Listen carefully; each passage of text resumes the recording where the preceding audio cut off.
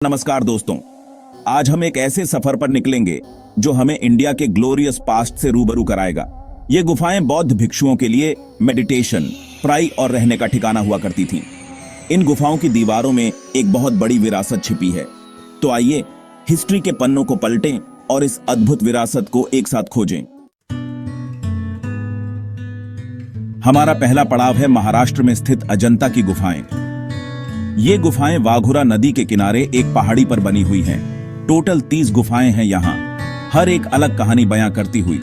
इन गुफाओं में बौद्ध धर्म के महायान और हीनयान शाखाओं के दर्शन होंगे। यहाँ की चित्रकला देखने वालों को जादू में बांध लेती है। बुद्ध के जीवन के प्रसंग, जातक कथाएं दीवारों पर सजीव हो उठते हैं। अब हम बढ़ते हैं एलोरा की गुफाओं की ओर।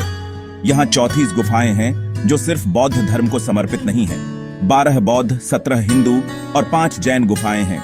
यह स्थान धार्मिक सद्भाव का प्रतीक है। सबसे बड़ा आकर्षण है कैलाश मंदिर, गुफा संख्या 16। यह मंदिर एक विशाल चट्टान को काटकर बनाया गया है। अब हम आते हैं मध्य प्रदेश में स्थित बाघ की गुफाओं पर। ये गुफाएं विंध्य पर्वत श्रृंखला में स्थित हैं और यहाँ की चित्रकला देखकर आपको अजंता की याद आ जाएगी। यहाँ कुल 9 गुफाएं हैं जो कभी बौद्ध भिक्षुओं के रहने और ध्यान करने का केंद्र हुआ करती थीं। हालांकि समय के साथ इन गुफाओं को कुछ नुकसान जरूर हुआ है, लेकिन फिर भी यहाँ की कला और वास्तुकला हमें प्राचीन भारत की शानदारता का एहसास कराती है। मुंबई के पास स्थित कन्हेरी गुफाएं। ये गुफाएं संजय गांधी नेशनल पार्क के भीतर स्थित हैं। कुल 109 गुफाएं हैं यहाँ, जो बौद्ध भिक्षुओं के लिए ध्यान और पढ़ाई का केंद्र थीं। यहाँ का मुख्य आकर्षण है विशाल चैत्यगृह। कन्हेरी की गुफाएं कुदरत और इंसानी निर्माण का अद्भुत संगम है।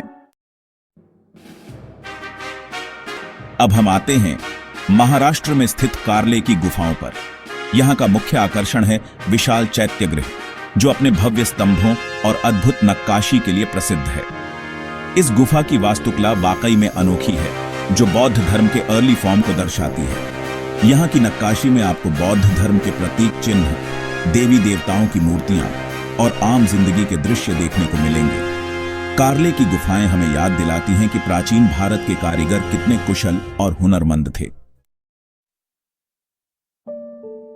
हमारी यात्रा का अगला पड़ाव है नासिक की गुफाएं, जिन्हें पांडवलेनी के नाम से भी जाना जाता है। यहाँ कुल 24 गुफाएं हैं, जो ज्यादातर हीनयान शाखा से संबंधित हैं। इन गुफाओं की मूर्तिकला और वास्तुकला अनोखी है, जो उस समय के शिल्प कौशल का प्रमाण देती है। यहाँ आपको बुद्ध की ध्यान मग्न मुद्रा में अनेक मूर्तियां देखने को मिलेंगी, जो हमें शांति और एकाग्रता का संदेश देती हैं। अब हम बढ़ते हैं महाराष्ट्र में स्थित भाजा की गुफाओं की ओर।